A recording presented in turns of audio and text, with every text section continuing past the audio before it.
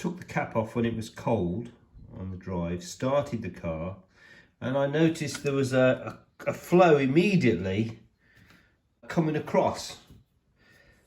The thermostat is down there, and with the engine cold, I shouldn't be getting an immediate flow dashing across there. So I've decided I need to check, see if I've even got a thermostat in this car. I emptied the water when I was on the drive outside and then drove the car straight in. I haven't managed to find anything about how to change the thermostat either in the Interceptor workshop manual or this Chrysler workshop manual.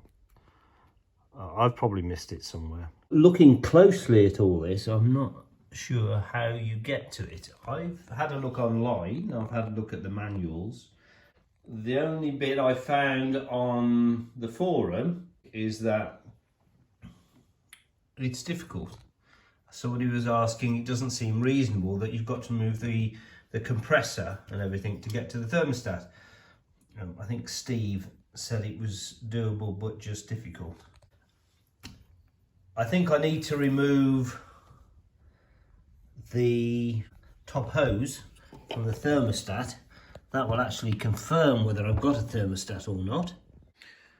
Fortunately, it goes quite nicely through that gap, and you can reach that with a screwdriver.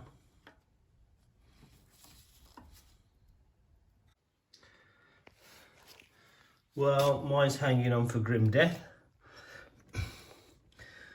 and because of the location you're having to lean right over, so there's not much leverage. I decided to undo these clips. I've got two. I don't know if that's normal, but I need to be a bit careful. I've got the sensor for the thermostat in the top hose. Right, now that's working much better because I've been able to get a twist on. So I've broken it free. So looking inside there, I definitely do not have a thermostat. So let's get this off, and I'll get a thermostat, one of the fast flow ones, is it? It's space which is at a premium, trying to get a 9/16 spanner in. Funnily enough, this one is actually loose. I've only just put the spanner on. It's a little bit of room. Oh, and that's similarly as loose as they come. I really need a shorter ring spanner. Well, I couldn't get my little stubby in with a 9/16 on, and either of those. And maybe I could have done it with a 1/4 inch drive on a socket, but I couldn't find a 9/16 offhand with a 1/4 drive. I can get on with this 9/16 ring spanner. It's a fairly short ring spanner. I could have got it off, obviously, because it was already loose with an open-ended spanner. And now I've just succumbed to using an open-ended spanner. So definitely doable without removing the compressor, but you do need to remove the top hose. Finally got it to budge by putting the hammer style in. Interesting. Mine appears to have a rubber gasket, and I'd probably go so far as to say that's homemade. I've got the thermostat from Andy.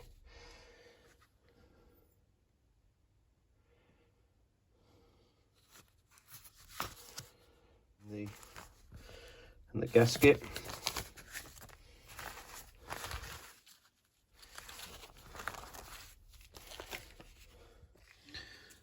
I'm just cleaning up the mating surface.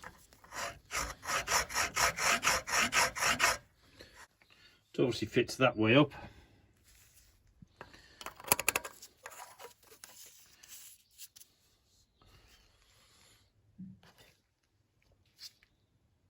Cleaned up the surfaces on the engine block as well.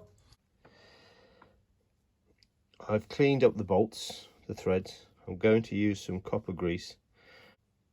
Torque is measured without copper grease.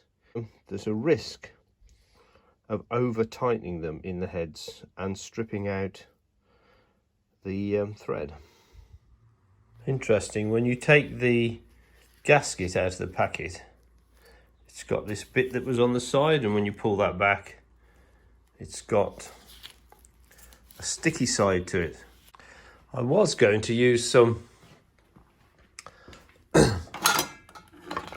of this sealant, which I've used on the valley pan,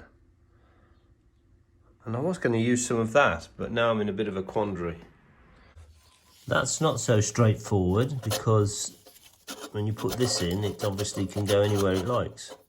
I'm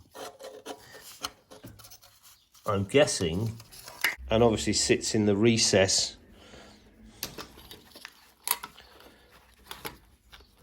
So does that mean, therefore, that it goes that way round? I guess so. So I presume by putting it that way round, you ensure the thermostat, okay, worked it out. The thermostat is held in place